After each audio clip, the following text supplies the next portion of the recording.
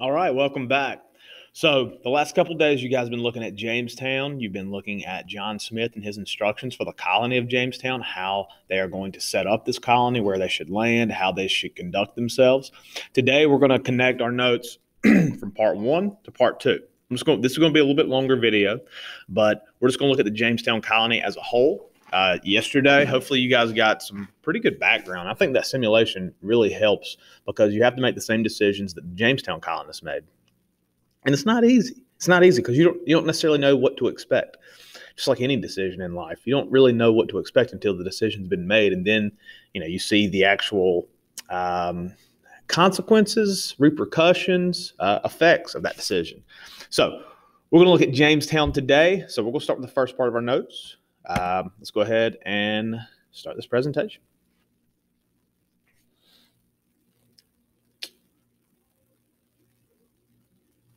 All right, let's go. All right, Jamestown. So I like this portrait, or not portrait, but I like this painting a lot. So you see that the Jamestown colony is, again, near the water. This is important because, again, the quickest way for transportation, and mass transportation at that, is by sailing. So it makes sense that even today, like you look at some of the biggest cities in the United States, they're on the East Coast. And that's because that's where people, settled to begin with. So not only are they near the ocean, but they're also near a river. This helps them get into the mainland. Rivers run to the ocean. So that's just a little, I guess, tidbit to know. Okay, so let's go ahead and go to our next slide. All right, so the significance of the Jamestown colony. So the reason that Jamestown is so significant to American history is because it's the first permanent English colony in North America. Now, why is that important? Well, the United States would spawn from the 13 colonies of England or Britain, whichever one you want to call it's fine with me. I'm talking about the same place. So because this is the first permanent colony of England, we're going to see how that spreads all up and down the East Coast. Okay. Now, the location of the lost colony. The location of the Jamestown colony is in the Chesapeake Bay area in Virginia. It's about 150 miles north of Roanoke. Now, this is important because of the reasons for this expedition. The reasons not only to colonize this part of Virginia, but also some of the reasons why they went back to this area to begin with. Now, present day, this is around Williamsburg, Virginia. If you've been to Busch Gardens in Virginia, that is in Williamsburg. That was the first amusement park, and that was created by the Jamestown colonists. Yeah, that part's a joke. Bad joke.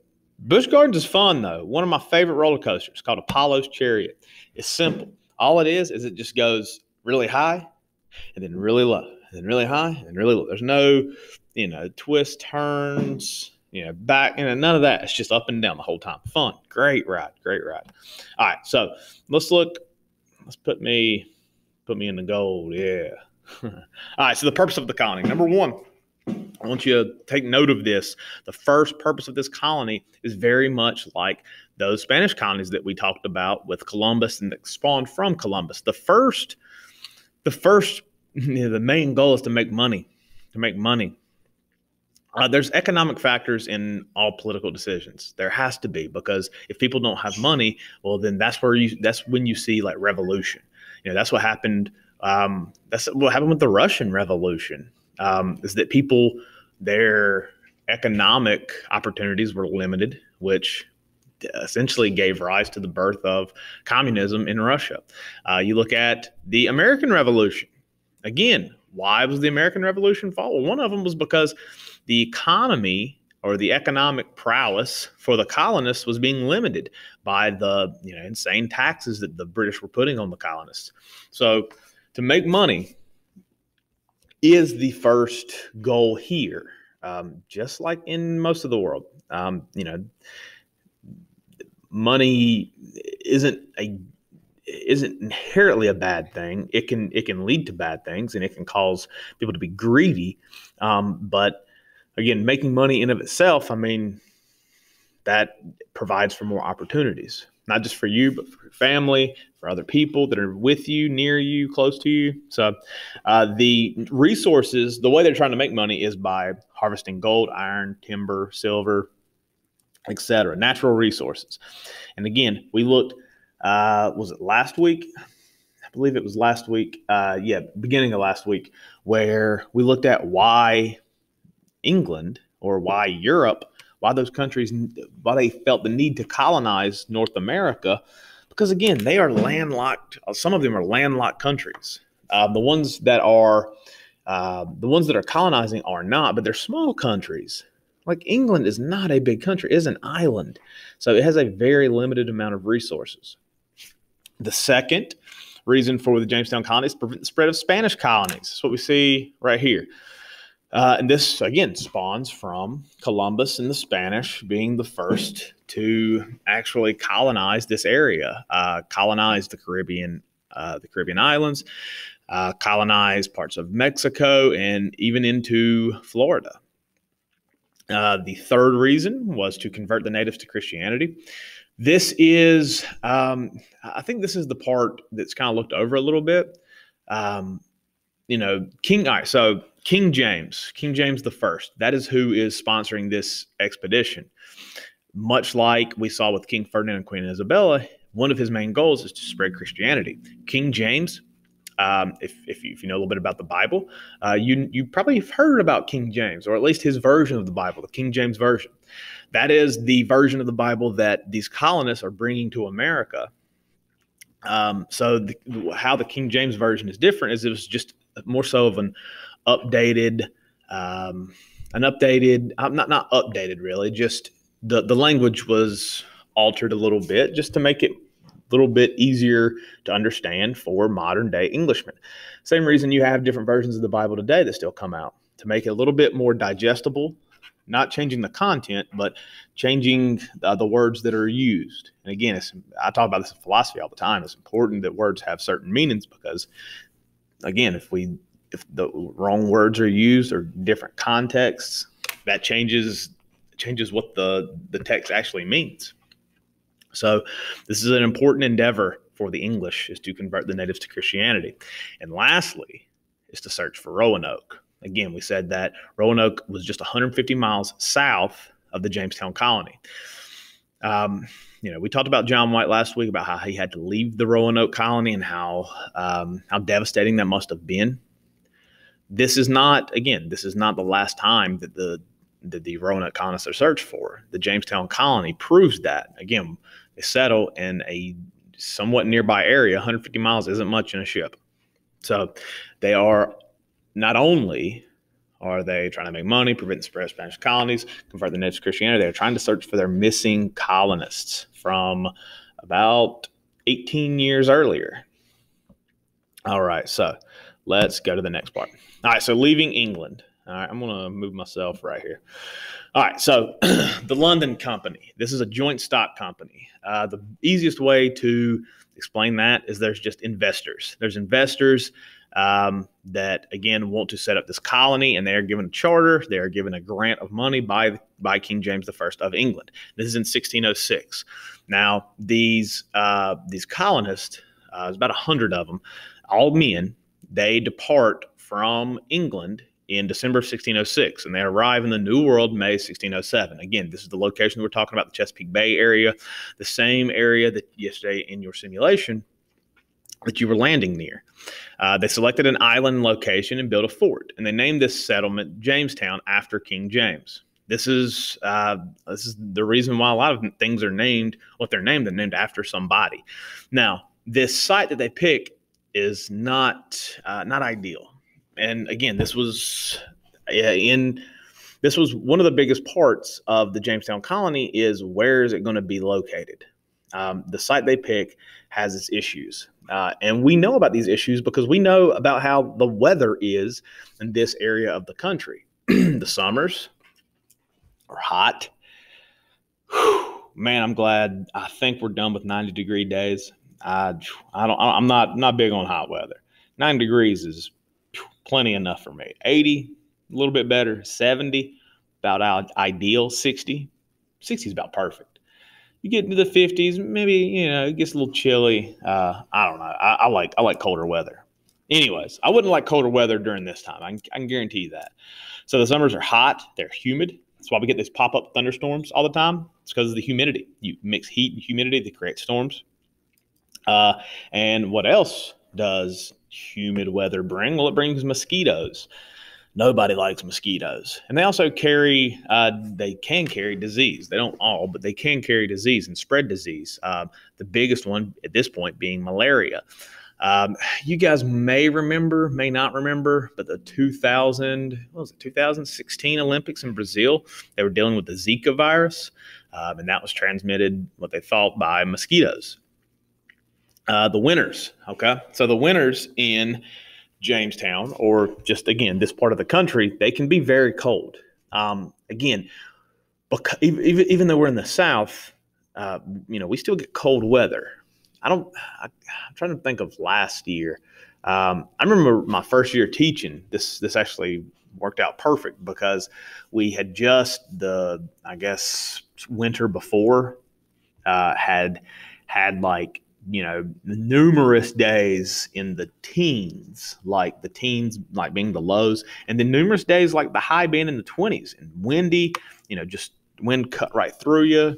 Sucks to go outside. And again, we can also get like pretty good snowfall too. Now, it doesn't always happen, but in Virginia, it happens a little bit more than it does in North Carolina.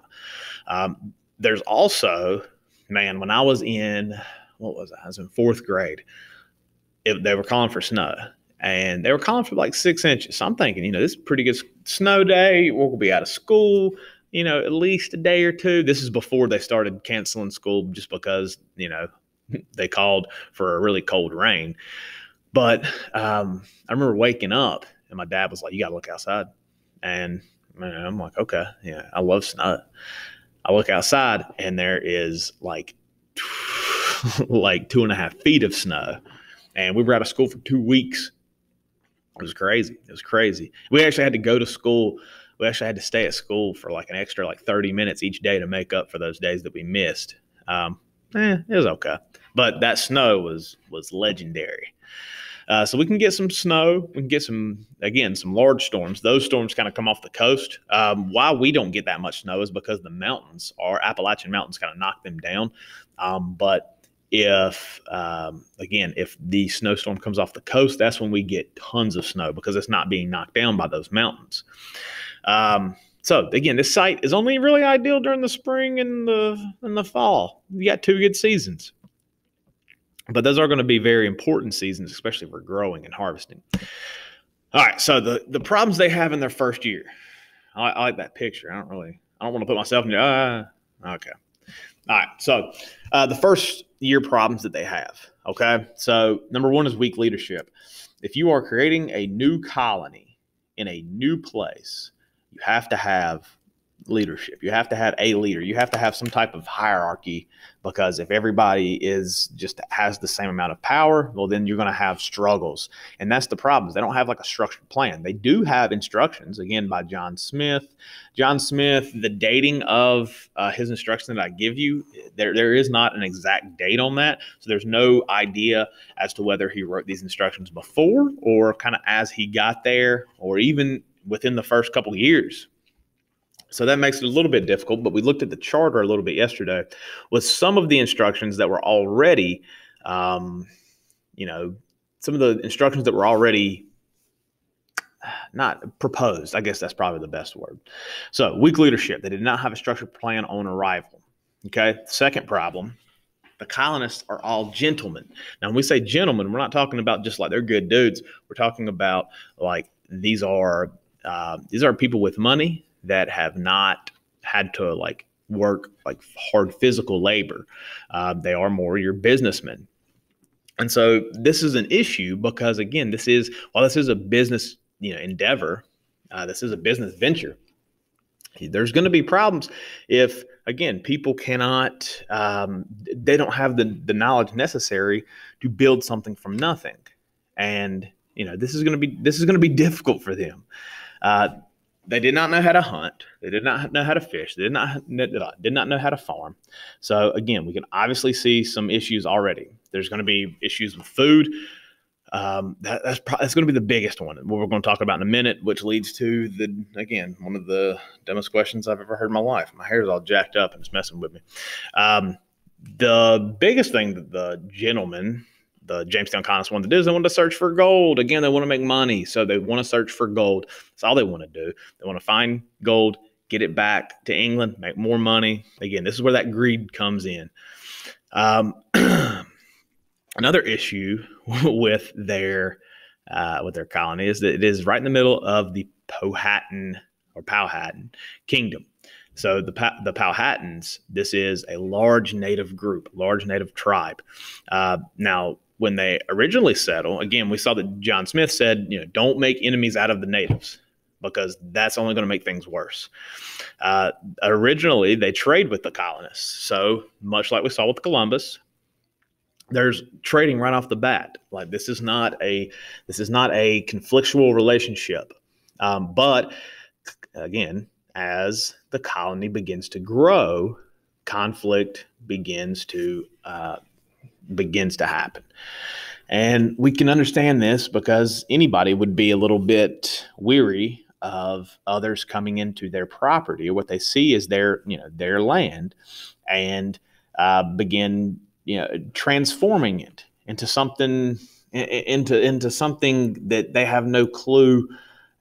I shouldn't say no clue, but this is, they're bringing materials, especially weaponry, that the natives do not know about. They do not understand. So this is going to be a conflictual relationship because, again, not only that, but there is also communication issues.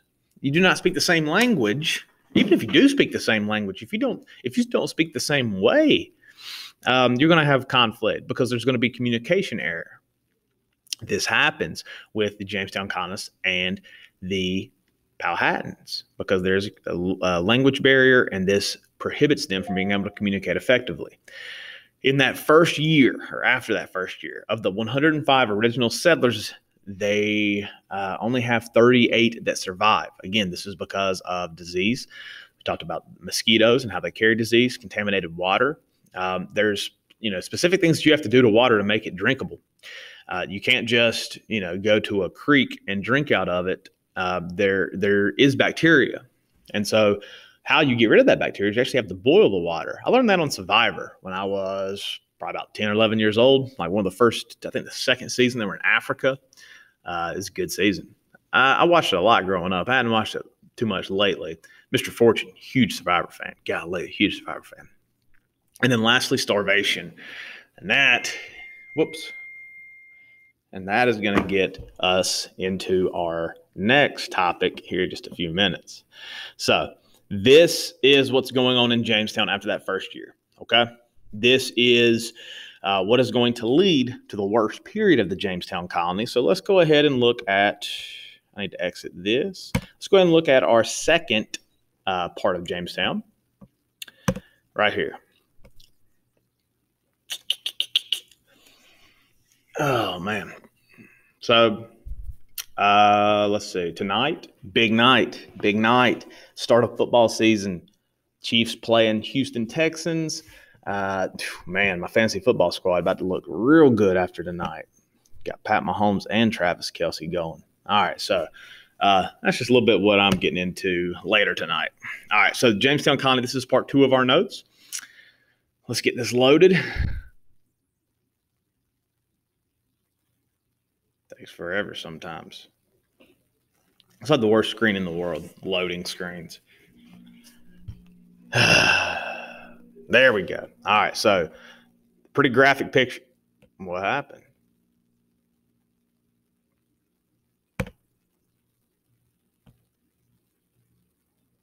Pretty graphic picture, right? All right, so this is a little bit of a dramatization, but again, this does highlight the conflict with the natives and the colonists. Now, and here you see the natives attacking the colonists.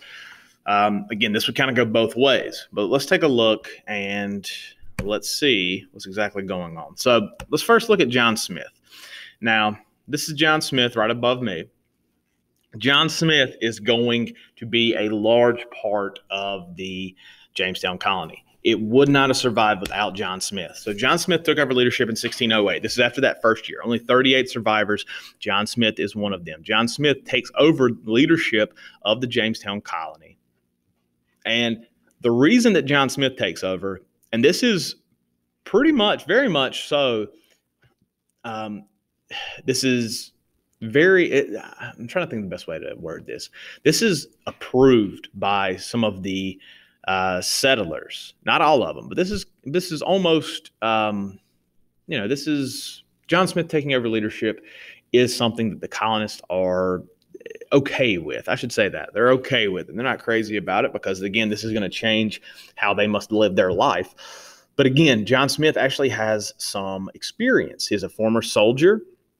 It's going to be very important. Again, we look at soldiers from especially like this, even like modern times, like they know how to survive. They know how to survive. They're taught, they're trained how to survive in rough conditions. It's also a former sailor. So John Smith has the credentials to be a leader in this colony. Now, John Smith takes over leadership, and his motto for his men is, if you don't work, then you don't eat. Now, the colonists are getting angry with John Smith, again, because they are gentlemen, they are businessmen. They didn't come to this new world to be put to work. They came here to make money. That is their first goal. And that's why the gentlemen are not going to be very fond of John Smith initially. But as colony life improves, they're going to, again, look to John Smith as being a very valiant leader and an important part of this Jamestown colony. So while the colony begins to improve, while they begin farming, while they begin hunting, fishing, making sure they have food, again, trading with the natives, John Smith himself attempts to meet with the Powhatan chief. They call him Lord Powhatan. So this is where things kind of go awry a little bit. So, and this is also where, the Disney movie Pocahontas is not correct. There's some problems there. I showed this video in class. I'm not going to link it to this because it does. We do need to kind of like watch it together, and I'm not going to make you watch another 30-minute video because of my commentary on that video. But there is a lot of problems with the Disney version, and we're going to go through some of those real quick. So John Smith attempts to meet with the Powhatan chief. Again, this is to improve the relations between. When he meets with the Powhatan chief, he's actually taken captive. Again, there had been conflict in that first year. And while John Smith is trying to open those trade relations again, he is taken captive because now, the natives have the most important part of the Jamestown colony, the leader of the Jamestown colony. And so this is essentially their way of retribution against the colonists for taking their land, for stirring up conflict between the two different groups. Now, Lord Powhatan, he takes John Smith captive, holds him for 2 months, and decides to execute him. And this part is somewhat accurate of the Disney version, is that Pocahontas, the daughter of Lord Powhatan, actually does save Smith. John Smith's version of this is thought to be by historians a very dramatized version. John Smith was, again, like, he was a great leader, no doubt, but he did exaggerate a lot. And in his writings, he is, about to be, struck down and executed by Lord Powhatan, and Pocahontas steps in front of him. That part may or may not be true. We don't know. Again, a lot of modern historians believe that that's a little bit exaggerated. But Pocahontas is the reason that John Smith is spared his life. Now, what's the effect of this? Well, this actually improves the relations between the natives and the English. Now, this is going to be a huge part. This is going to be a huge part of the Jamestown colony, is keeping the relations at least friendly with the natives. They don't have to be perfect, but there does not need to be unnecessary conflict. Unfortunately, John Smith has to return to England because of an accidental discharge of his weapon. Actually, it affects parts of his leg, so it makes it hard to get around, and so he has to return to England. Now, let's think about this. The essential leader of the Jamestown Colony has now been injured and has to set back off to England. Do you think there's going to be problems? Well, we're about to find out. So, what happens when John Smith has to leave? Well, this is the starving time. The starving time. So, let's look at the starving time. Yeah, let's leave it there.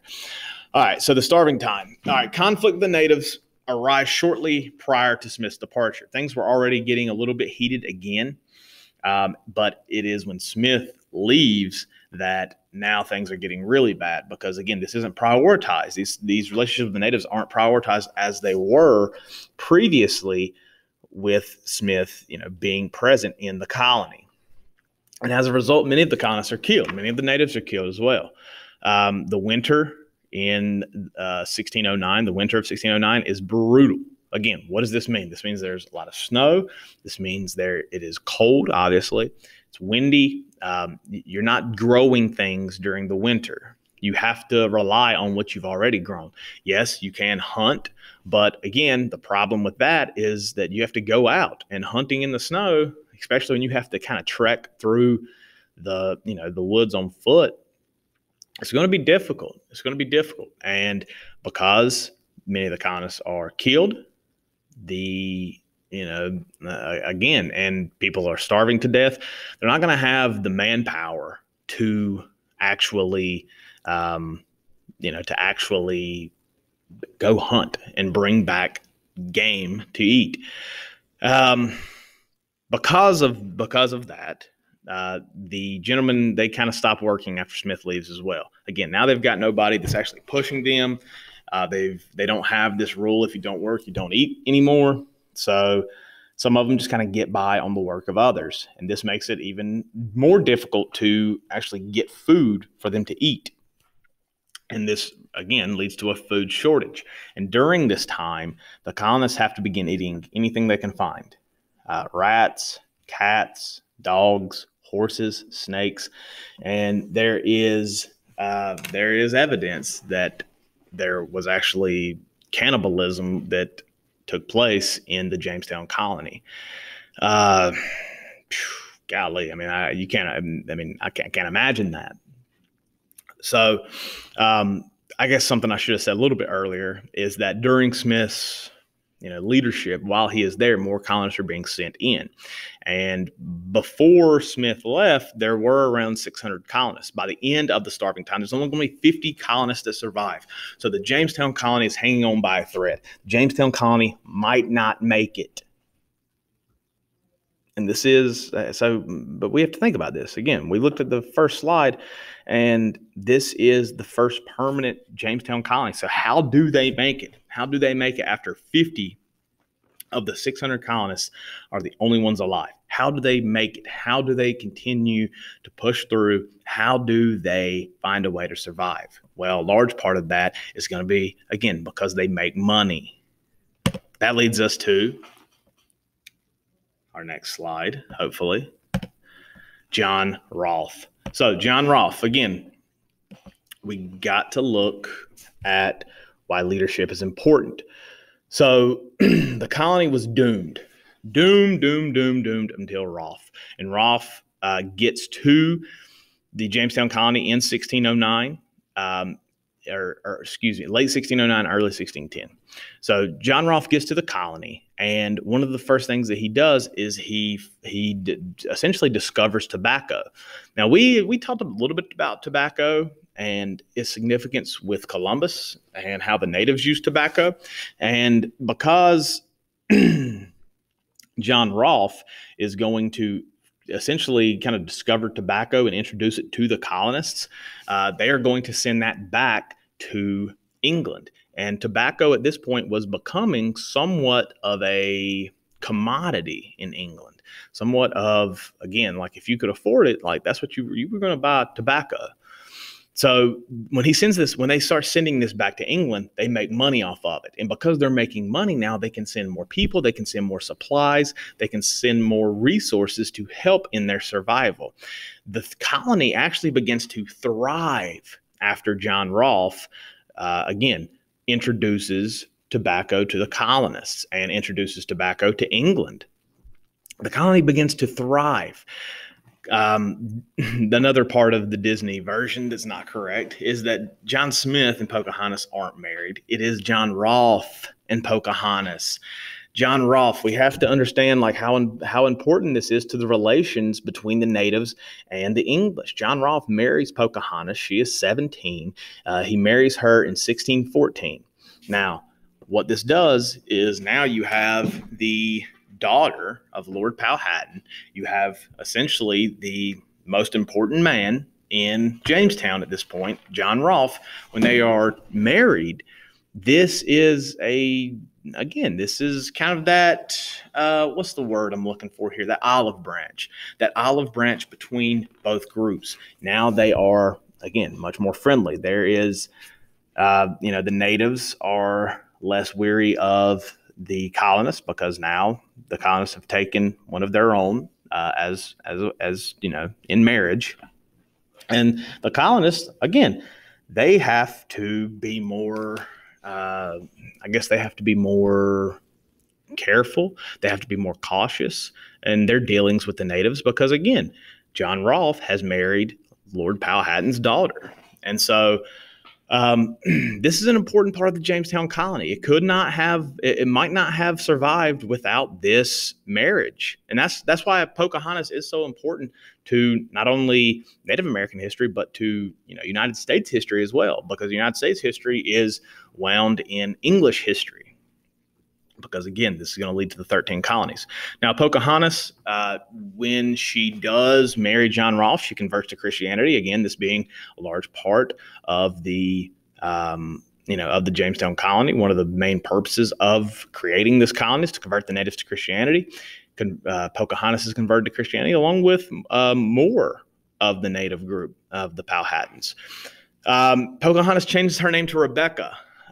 Why? Well, this is to more so be, this was seen as her Christian name. She saw this as a life-changing experience. And so much like biblical characters, their names were changed as they, found God.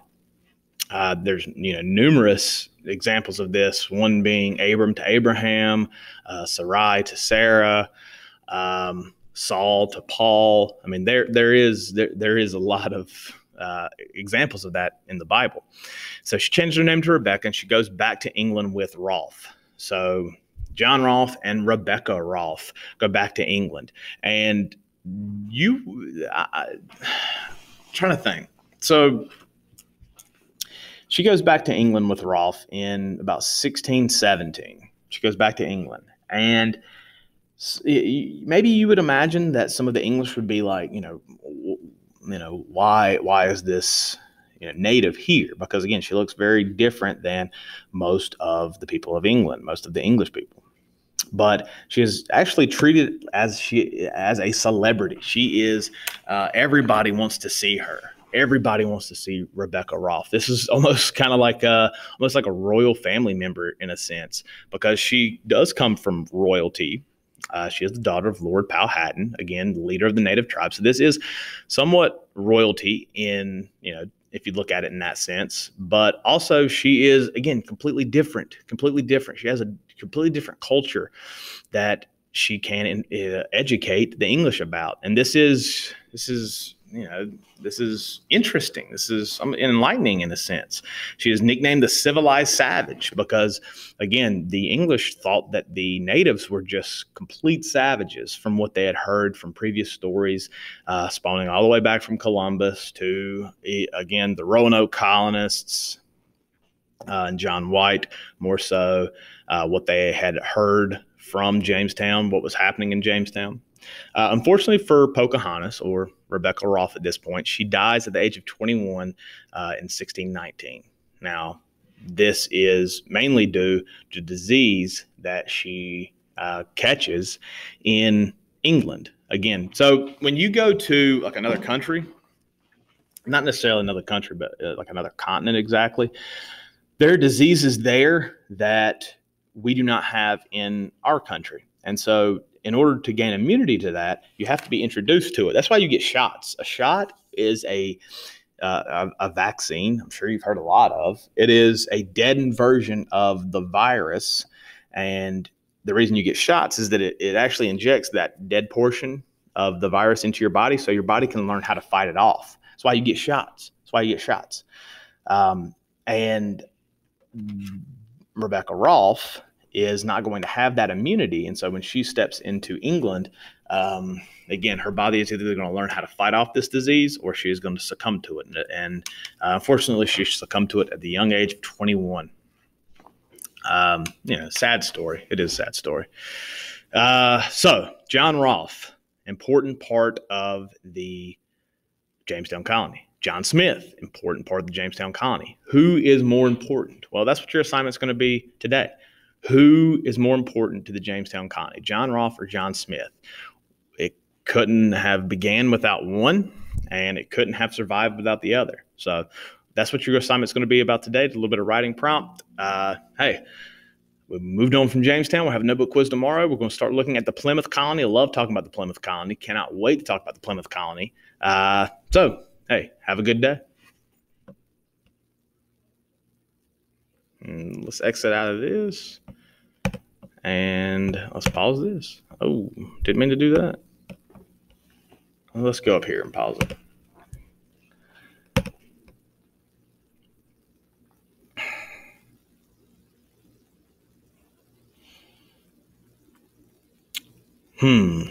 Well, let's see. There we go.